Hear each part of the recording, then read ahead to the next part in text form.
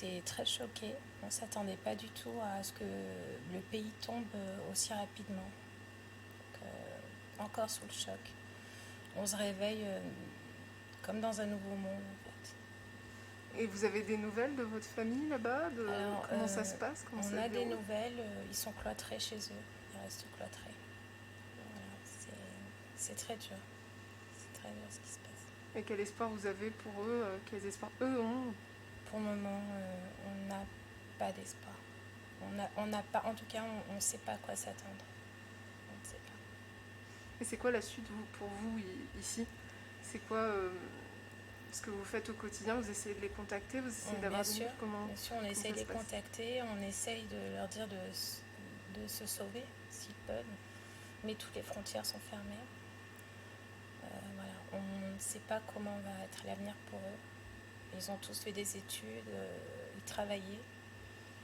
Voilà, on ne sait pas. C'est le flou total. Et vous me disiez que vous avez grandi en France. Oui.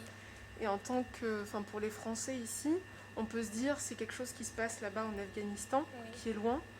Mais ce qui vous inquiète, c'est plus la possibilité qu'il y ait Al-Qaïda, qu'il y ait ce genre de... Parce que les Afghans, si ce sont que des Afghans, ils vont défendre leur territoire, on va dire, avec une idéologie qui ne correspond pas du tout à l'idéologie des Afghans modérés.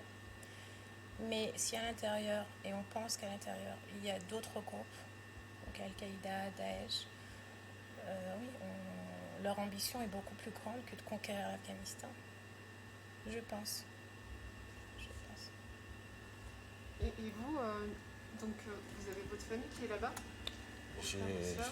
Oui, tout le monde est là-bas, toutes mes familles, tous les cousins, tout le monde est là, en Afghanistan. Oui, tout le monde est là-bas et on est triste, vraiment en fait. Et après, on sait pas qu'est-ce qui va se passer. On est sûr de rien, c'est quand même un cauchemar en fait. C'est un cauchemar, on sait rien du tout. Qu'est-ce qui va se passer? C'est vraiment dur. On est sûr de rien. Parce que comme personnellement j'ai vécu il y a 20 ans, quand Taliban était là, c'était une époque très très très difficile en fait. Et là, après 20 ans, après tous ces changements, ils ont, même pas dans une semaine, ils ont repris l'Afghanistan, contrôle de l'Afghanistan. En fait, c'est comme un cauchemar en fait. Pour moi, je crois pas, même ça fait 2 nuits que je dors pas. Je regarde les infos, je regarde, je continue.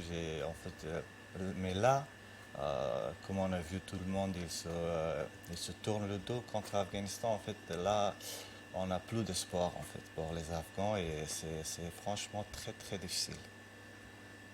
Ouais. Vous avez votre famille qui est là-bas et vous me disiez vous avez plus confiance en fait En personne en fait. On avait confiance en gouvernement, on avait confiance en les amis internationaux. Mais maintenant, comme les Américains, les Européens, tout le monde, il nous a laissé tomber, il nous a abandonnés. Là, on est sûr de rien de tout en fait. On ne sait pas qu'est-ce qui va se passer une fois que les médias et une fois que le monde il va s'intéresser aux autres choses. En fait, ça craint en fait. On ne sait pas qu'est-ce qui va se passer. Mais on espère que, comme ils disent, les talibans, ils ont changé. Mais tout le monde sait que c'est pas vrai et on ne sait pas. Ils nous ont eu à Oui, l'usure oui, oui. avec les kamikazes, les attentats kamikazes. Ils ont eu le peuple et je pense l'armée et le gouvernement à l'usure. Parce que pour avoir été à Kaboul, il y a eu des kamikazes et des attentats tout le temps. Donc c'est un groupe qui ne recule devant rien. Donc comment ces gens-là, on peut leur faire confiance quand ils nous disent que les femmes continuent à aller faire vos études, continuer à aller chanter, les artistes, les journalistes, on n'y croit pas une seule minute. Alors le gouvernement, Emmanuel Macron a fait un discours honorable en disant qu'ils allaient recevoir beaucoup d'Afghans. Mais ça ne nous réconforte pas parce qu'on sauve, on va dire, certains Afghans, mais nous, c'est l'Afghanistan qui plonge en fait. Même si il y a une poignée ici, c'est la terre là-bas qui est en danger. C'est beaucoup de millions de personnes qui sont maintenant entre les mains de terroristes parce qu'ils font peur, ces gens-là.